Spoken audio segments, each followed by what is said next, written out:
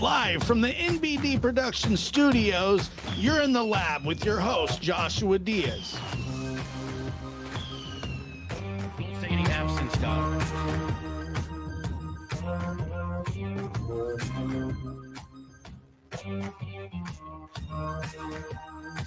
Good evening.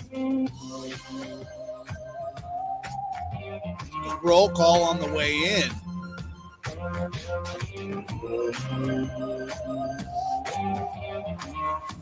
It is good to be here. Vancouver.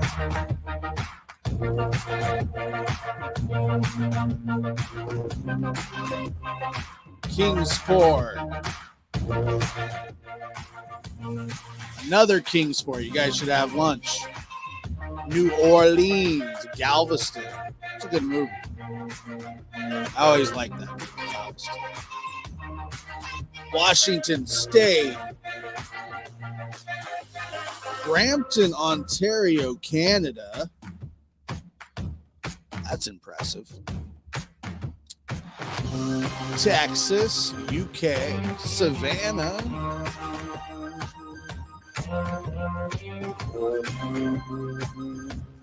Boston, Massachusetts, Alabama, Bama fan. I'd have never guessed that one. That was a guess, you know. Michigan.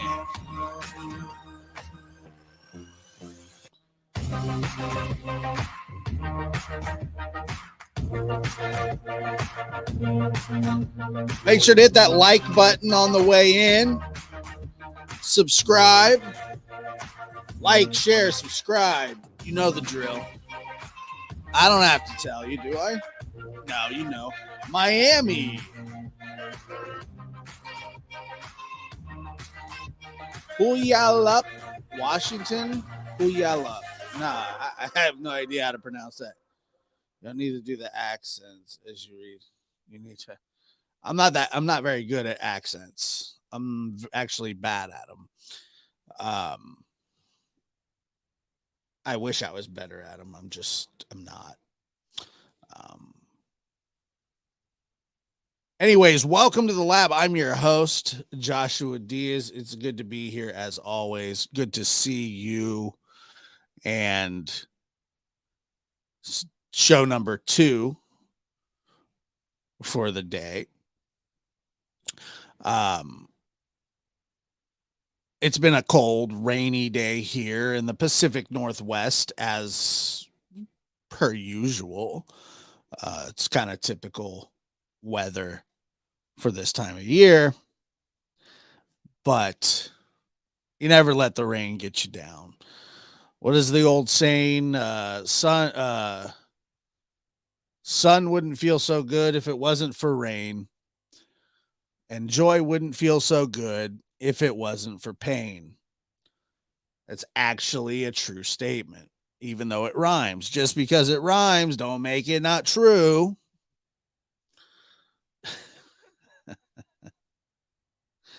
Cindy, thank you so much for saying that. I appreciate that. Hello, Sweet Tea. Siska, hitting the thumbs up on the way in is a big deal. Super Thank you so much for that. Where'd Anna go? I wanted to say hi to Anna as well. Thank you so much, Anna, for the super chat and super sticker. Man, you guys are great. Once again, thank you for being here. It is 6:38 p.m. on the West Coast, February 21st, 2022. Once again, I'm your host, Joshua Diaz. We can get right into it tonight. This is something that I've been thinking about for a long time, talking about. I say talking about for a long time. There's elements of it that I do like to talk about still, and parts of it that are new as well. And some days are easier than others to think about life in general and how life really can be this constant nonstop roller coaster of emotions and um, just either tragedy, joy, peaks and valleys, whatever you want to call it. Call it what you want.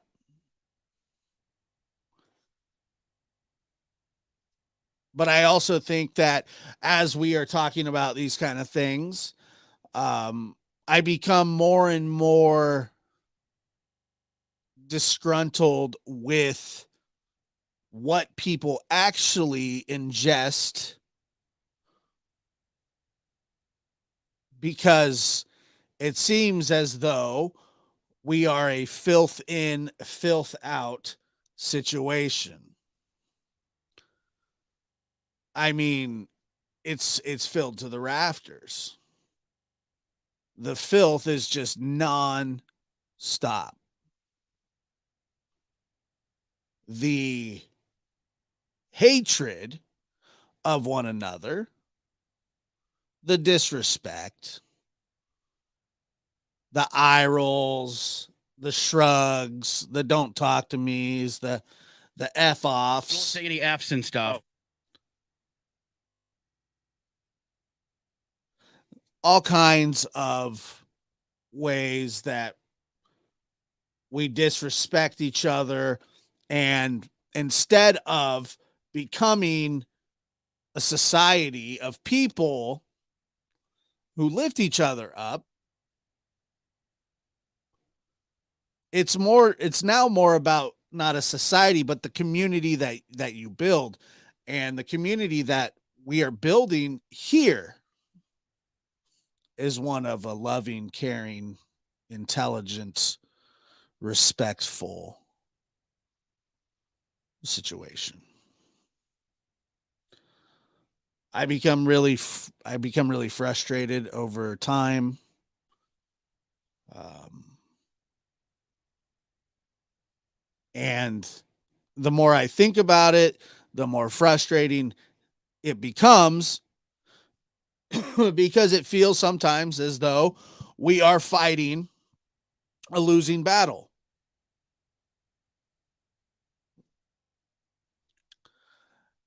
And I don't know if that's the truth or if that's just how sometimes we feel. I don't know. I don't know. I don't know exactly where the meanness and hatefulness come from. But if you think about the story of Mice and Men, the 1932 novel, it's just a story of two men who are just trying to make it through life. One's handicapped and one's his keeper and his friend. And he doesn't treat him any different because he's handicapped. Doesn't treat him any different. And he cares for him and he lifts his brother up when in fact they're not related. But they love each other. And obviously, if you think about that, love goes a long way. Respect. Lenny respected George. George loved Lenny and knew that he couldn't help the way that he was, but he wanted to be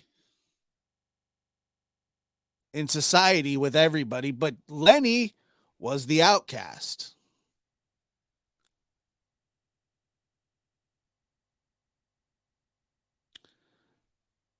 He was the outcast. And George did everything he could to try to integrate him into life, everyday life, amongst people. And how difficult was that for George? It was extremely difficult. It was extremely difficult, and it was extremely frustrating. But see, George had a kind heart, and Lenny didn't know any better. Lenny just wanted to pet the mice, the dogs. Good friends get us through life one day at a time. Amen to that.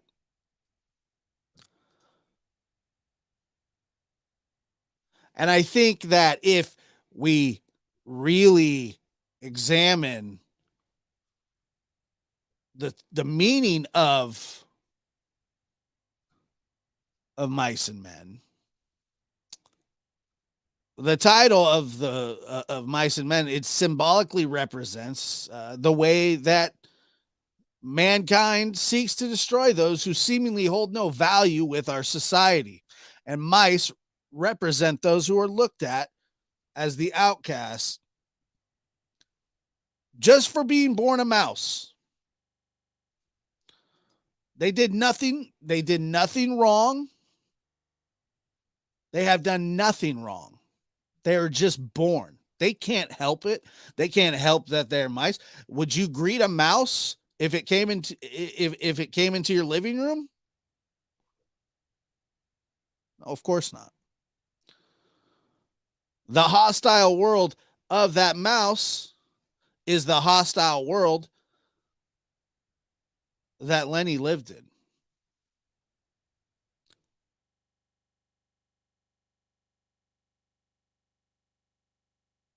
The same thing goes in other aspects of humanity.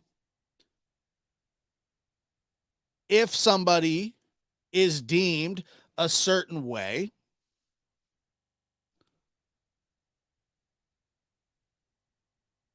that they're not useful to us or they bring no value to us, we immediately want to cast them to the side instead of picking your brother up or your sister up and being their guide and their help.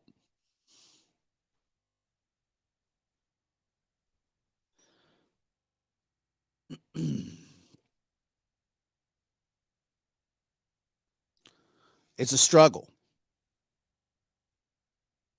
Lenny wasn't, he didn't ask to be born that way.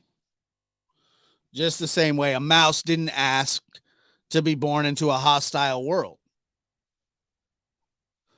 Why is it a hostile world to a mouse?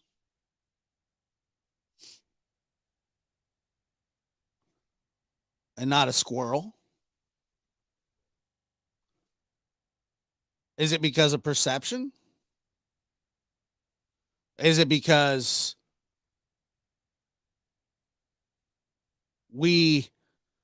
once we lock on to something, that's just the way it is forever?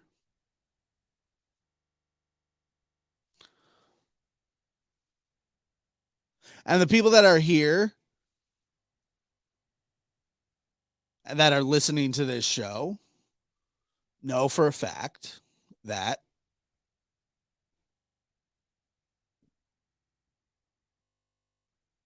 what we try to do is treat people with respect, but it doesn't always happen. It doesn't always happen. I wish it always did happen, but it doesn't always happen. But I'll tell you what people are more interested in these days. Our society is so weird and gross that we would rather watch strangers scream at each other than try to do anything healthy for our soul, for our mind, for our bodies. We would rather watch people tear each other apart It's what every TV show is absolutely based upon right now. It's what every single thing is set up for.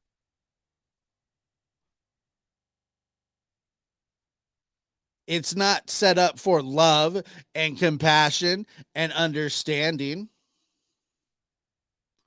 And I think that tells more about society than it does the actual people.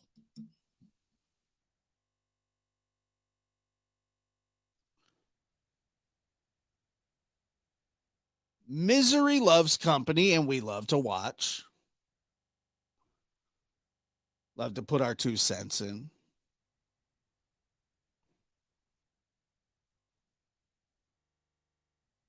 But it's because we're conditioned that way. Everything is a fight.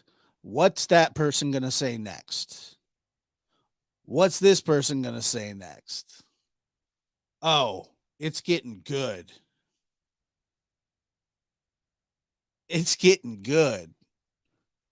He just said, that I don't know. Just say, for example, what do I care personally if somebody tells another person that they have an STD publicly? What business is that of mine? And why should I care?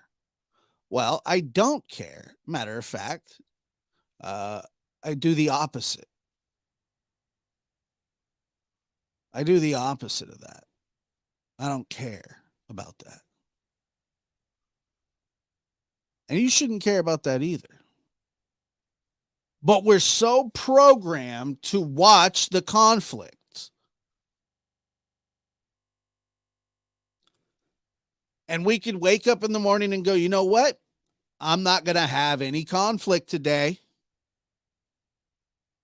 I'm not going to feed into that, whether it be on the outside or the inside, whether I'm involved or not. I'm going to move along my day and everything's going to be good.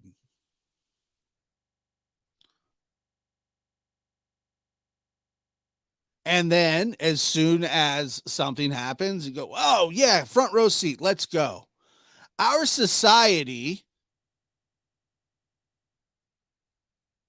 has problems. The way that we operate has problems as human beings and as parents.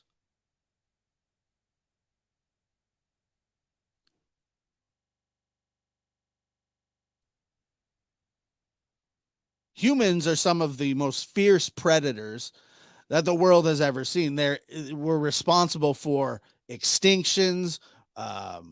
We are responsible for killing forestry. Whatever we want, we get, we take, and we don't have to ask permission. We run the world. We are at the top of the food chain. And for some reason, we feel like that gives us the right to destroy everybody else's peace.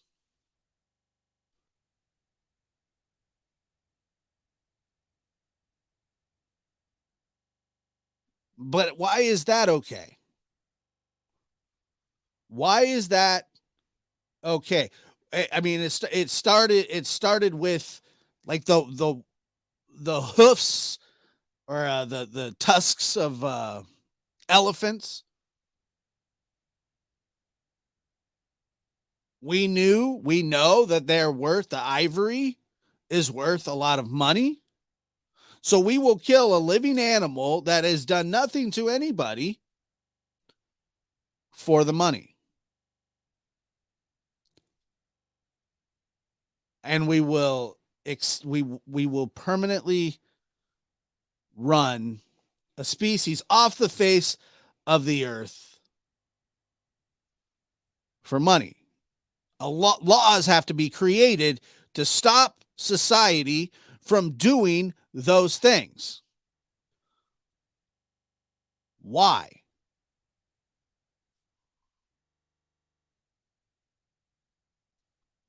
Well, because humans are nasty. Society is nasty.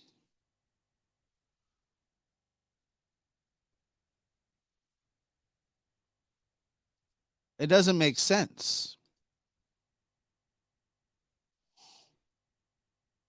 And whether you're a mouse or an outcast human, the one thing that you have in common is that you are trying to make it through your day, through your life. And you can plan and plan and plan. And whether you're a mouse or a man, those plans are never guaranteed to go through, ever. A mouse builds a home, a rat's nest. We've all heard it. We've all heard the negative connotation, a rat's nest. But think about a rat's nest. That's actually somebody's home. That's a rat's home. And it actually worked to build that nest.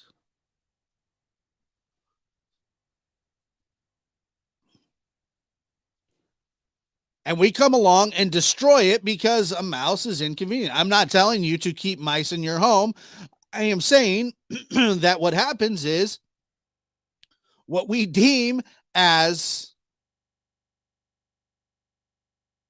not understandable, what we deem as not worthy, we destroy it. And for entertainment purposes alone, we will destroy other human beings. And it happens every single day. And people just eat it up. I want people to really think about the garbage in, garbage out theory, because that's where we're headed here. That's where we're headed here. We can't, as a society, as people who have children coming into this next generation, we have to teach our kids that this kind of stuff is unacceptable. But how are we going to do that when we have people that have kids that do this? It's just a mishmash. Sorry. It doesn't make sense. And it never will, because there's two different I say there's two different kinds of people in the world. There's more than that, obviously. But there are two different specific type of people in the world when it comes to this.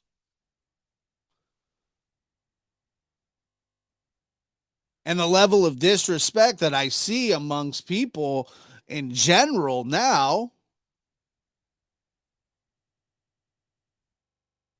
has gotten worse. It feels as though there's a slow erosion.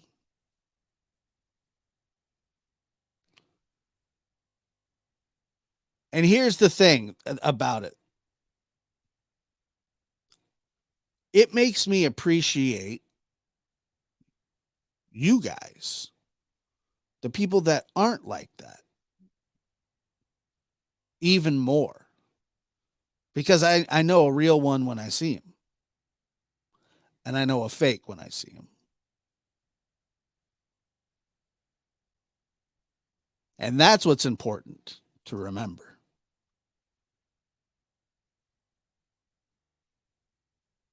It makes me appreciate the people who value humanity, who value civility, who value love and responsibility and everything that a human should. It makes me appreciate those people so much more in life.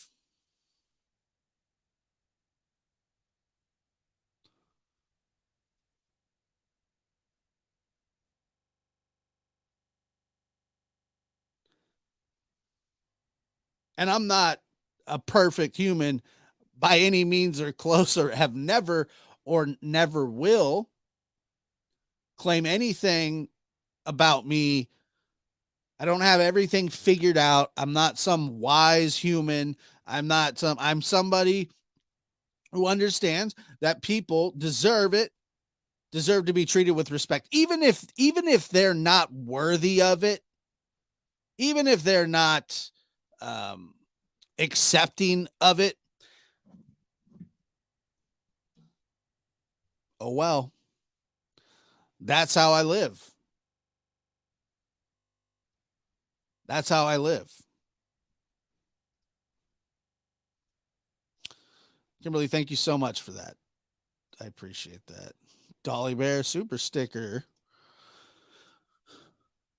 Individuals versus community. Let's build a lab rat commune off the grid. Yeah, sure. Why not? It's not that bad, but it can be bad. Dolly Bear says, save the children and spread a little light every day. Also, thank you, Josh. Thank you. I appreciate that. Think about this. So I was at a lounge way back, and there was a man sitting up at the bar, and he had this Rolex on. He was your typical. He looked like an oil tycoon or whatever. And the watch that he had on was cost more money than I had ever seen, or was worth, or you know whatever. And he was he had on the sports coat, the cowboy hat, he looked like he was business oriented. And um I was sitting there waiting for somebody, and I was talking to him, and I said to him, I don't mean to be too forward, but can I ask you a question? We were chatting it up. That's what I was chatting it up with him. I said, can you tell me what it takes to live a life and become successful like you? And he stopped and looked at me, and he said, listen, son,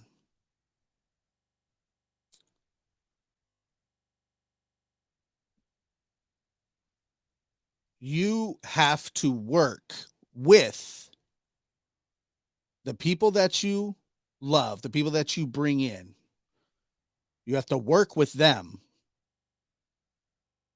and you all work together,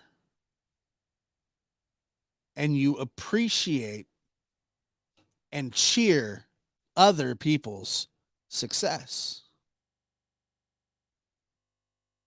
Our society is not built on cheering for others for their success. That is such a foreign thought these days. The foreign thought is,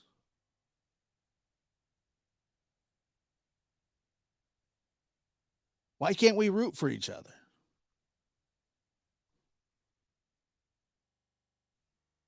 You cannot be jealous of somebody else's success and expect to be successful in your own life. It just doesn't work. Nobody. How many bitter people do you know that are successful? I just know a bunch of bitter people.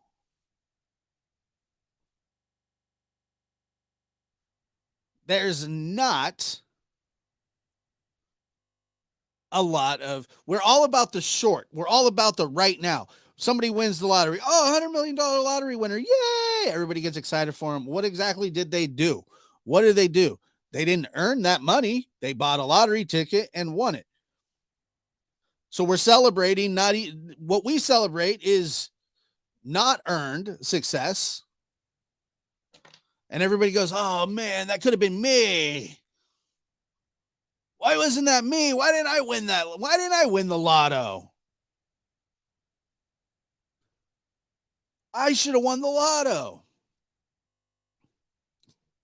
But you didn't. But you didn't win the lotto.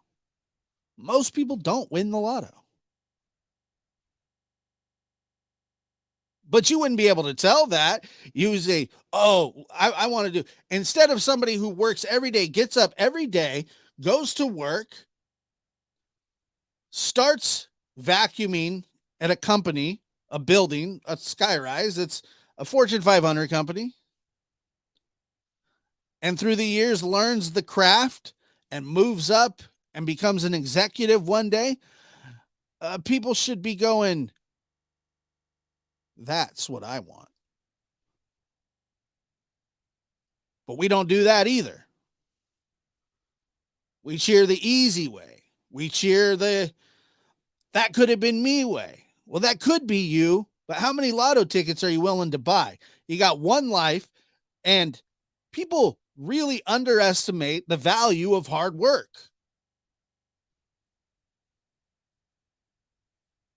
It's not appealing. It's not sexy. It's not quick. It's not easy. But it's fulfilling. It's fulfilling. And if we think about all the things in our life that bring us joy, some of the things that bring me the most joy are some of the things that I've had to work the hardest at.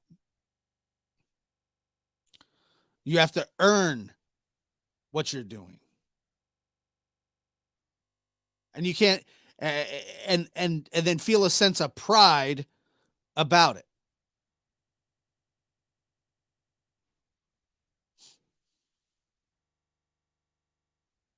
And I think that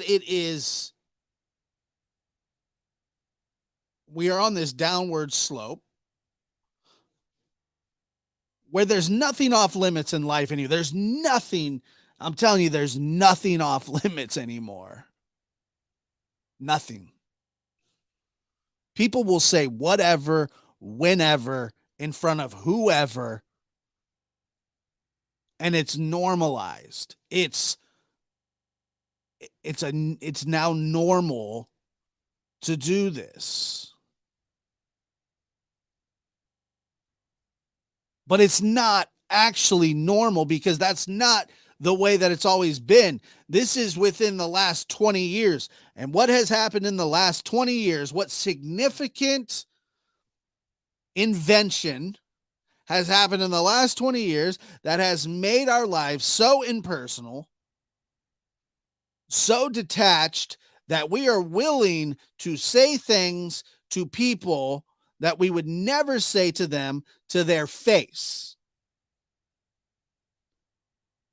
The internet, social media.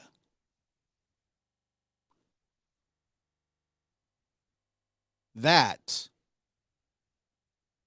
is where we are. Somebody came to me the other day and they said, Josh, how do you do it? How do you stay out of the drama? How do you, what's your secret? I'll tell you what my secret is. I don't give a damn what anybody else says.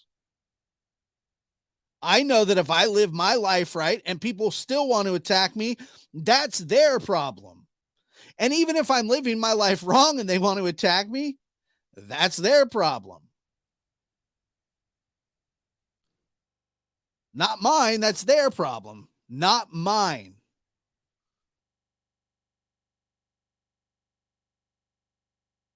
And the fact of the matter is, I don't need the validation. I don't want the validation.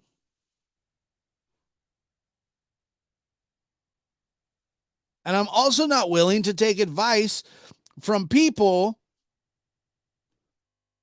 who live that way. I'm just not interested.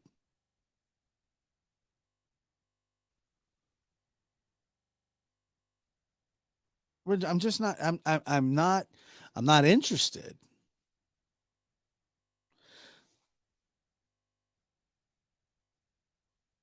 The hostile world of a mouse is created by the perception of others. Rats were responsible for the bubonic plague. Well, that was a long time ago. That's no longer the issue. That's no longer the issue. The issue is the perception. Lower class people, middle class. That's where we're at. It's all about, it's classism, really. And a mouse is on the bottom. Snakes eat mice, and nothing crawls lower than a snake.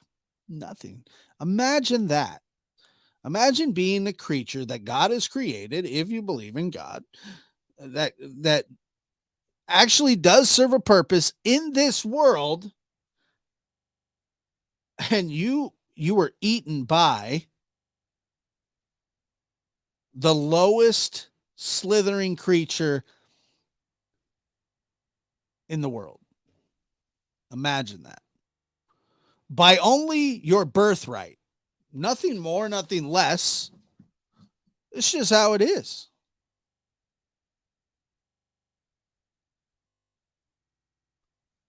It's not the mouse's fault. He works to build his house just like you do. And his house gets destroyed by everybody because they feel that they are not worthy.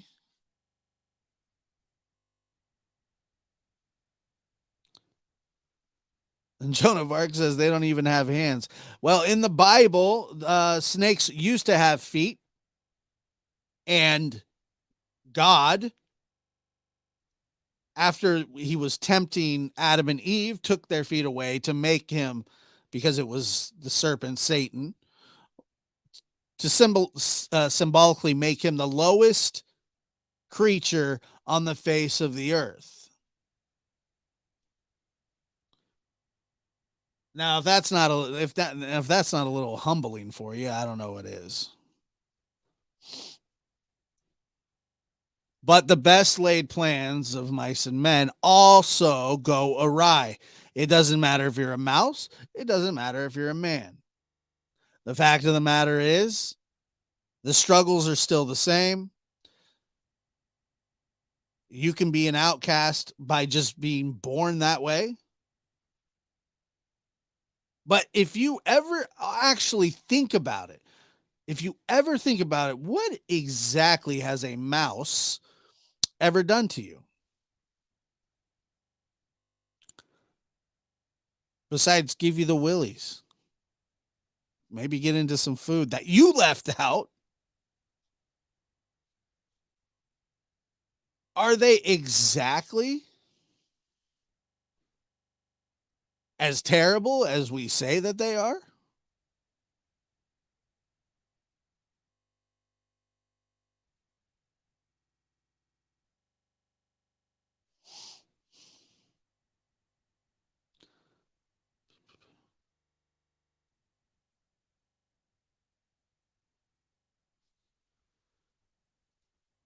See, different opinions are welcome, but are we having a problem? I hope not. I certainly do hope not. Yeah, they can be startling. Yeah, they can be cute too.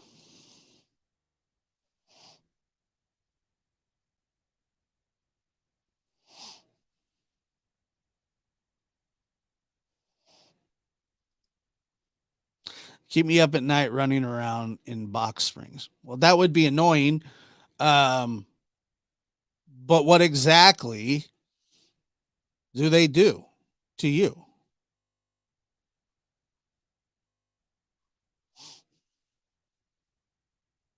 Nothing. Nothing.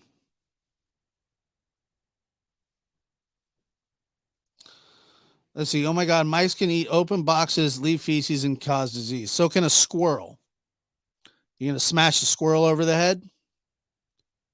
So can a raccoon. So can a skunk. So can a possum. What else?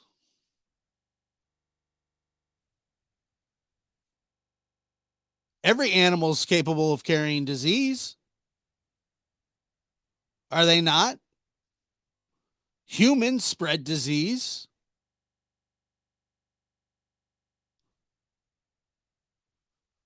So the worst thing a mouse has ever done to you, get into your chicken coop, something that it was intended to do.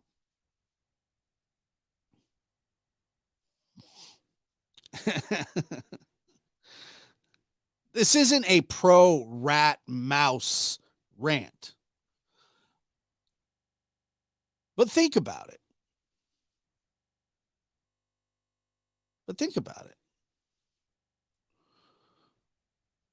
Intrusive. Just like humans are on mice. Humans are intrusive on mice, are they not? If a mouse makes its nest out in the field and you're plowing the field and you rip it up, well, it's just out in nature doing its thing.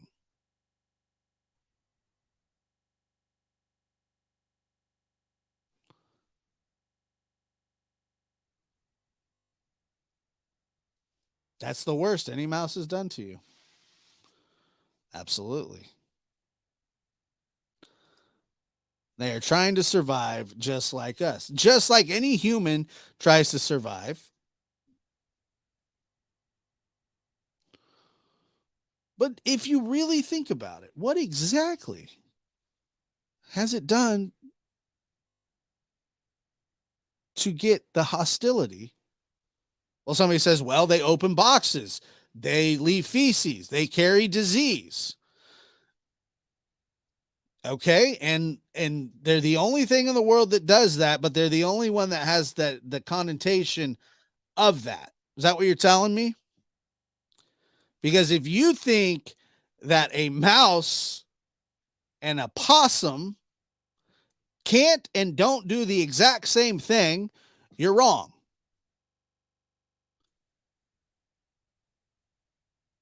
Take a little squirrel, same exact thing. A squirrel carries diseases, they're intrusive, they leave mess.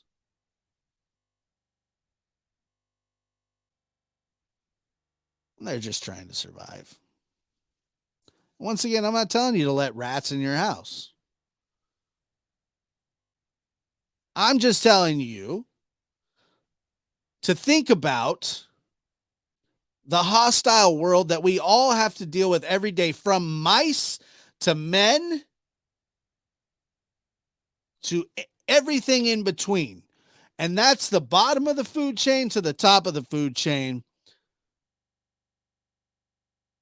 But everything in between, we are all just trying to make it day by day. And others make it much harder than need to be.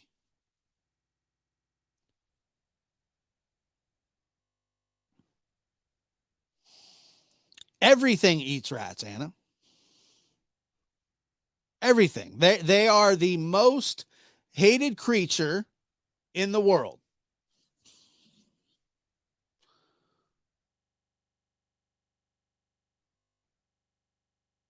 And it goes all the way back to the medieval ages.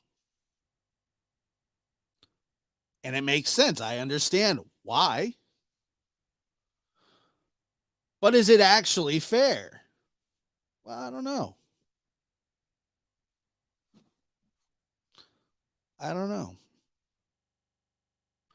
But I do know that in life that what we do is pick each other apart.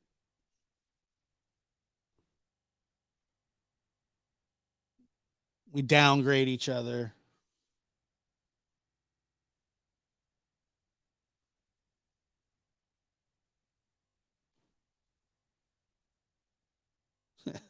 Janice says, yes, rats plague. When was the last time rats started a plague? That was a really long time ago. Can hold on to that one forever.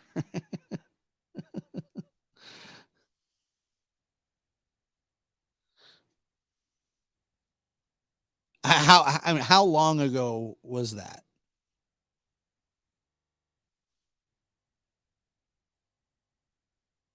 Seemed like a long time ago to me.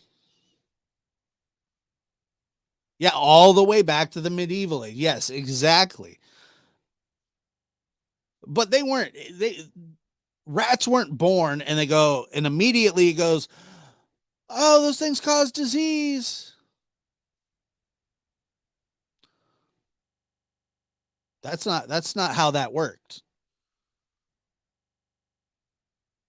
And by the way, what has to happen is that humans and other creatures have to leave their trash out for rats to get into that they're attracted to, dumping trash and feces out in the road. Well, yeah, you're going to have problems.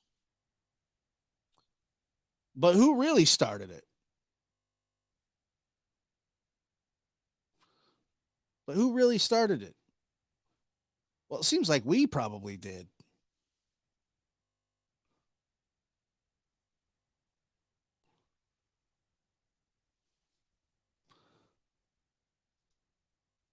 Dolly Bear says, all life has value, yes, but I will choose who sits at my table.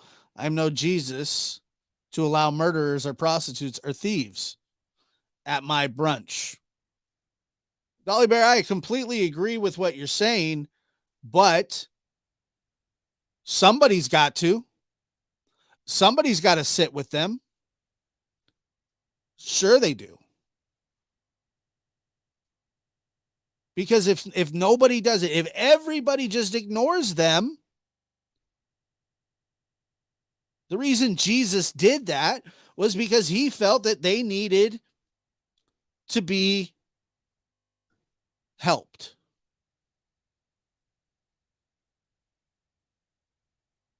So while that may not be your job or your cup of tea, be thankful that there are people that can.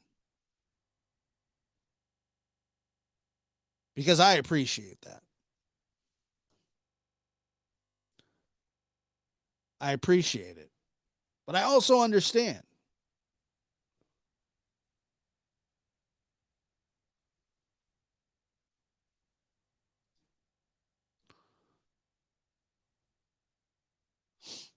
Analogy. Charlotte's Web. Even Charlotte turned temptation around to save Wilbur. I love Wilbur.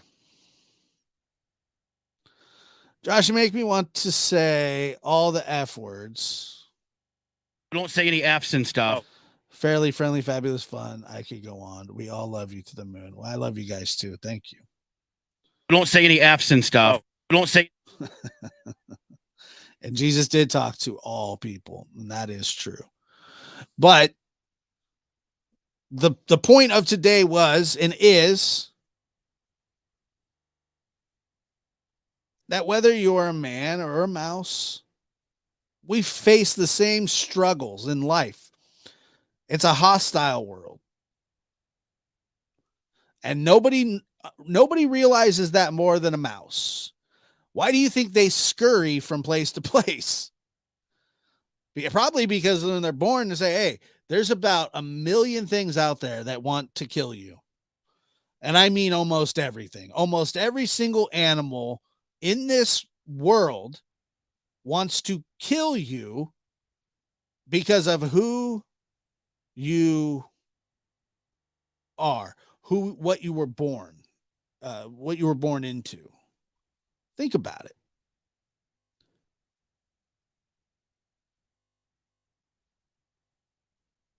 That's the life of a mouse. They only have each other. They're not ganging up with the rats. They're not ganging up with squirrels. They're not ganging up with other rodents. They're out there fending for themselves, being blamed for plagues that were actually started by dirty humans. It's a hostile world.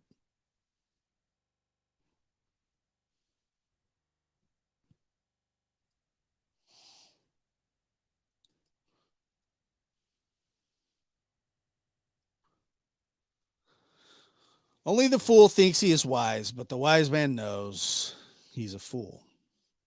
It's very true.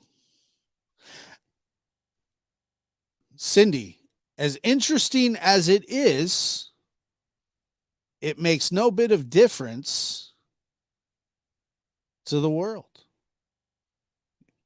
You might think, wow, that was interesting. I see what you did there.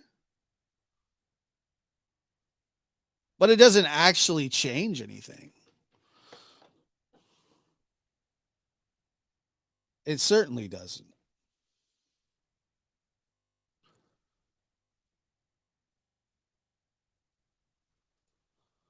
And every life has value with the exception to evil humans.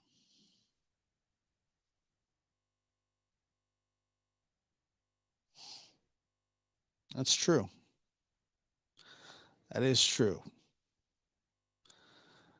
Guys, tomorrow on our show, it'll be 5:00 West Coast time. Chris McDonough will be in the house. The McFluff will be in the McLab. And we will have a great time. We'll have serious conversations. I'm sure there'll be a few laughs along the way.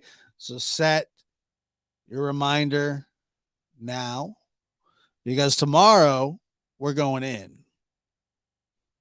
And we're going to have a great time with our favorite guest over here.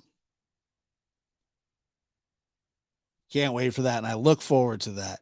And thank you guys for all being here tonight. Enjoy the rest of your night. I'm proud to be a lab rat too.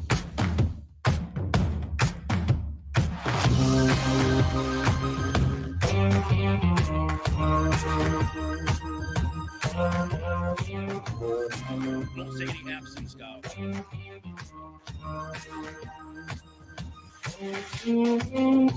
Thank you for being here. I'm your host, Joshua Diaz. Have a good night.